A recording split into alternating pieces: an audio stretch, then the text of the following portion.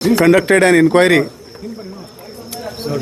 about the firm Shivam Associates. Based on the inquiry, today evening, one complaint was given in Mahamarti police station.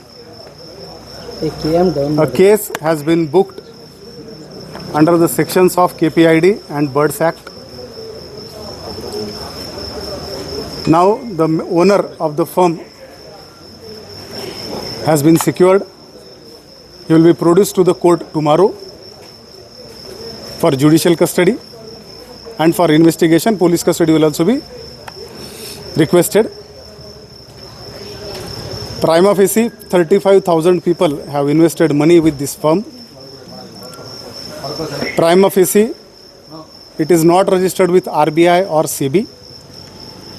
Now how many actually people are there, how much money has been invested cannot be said at this stage.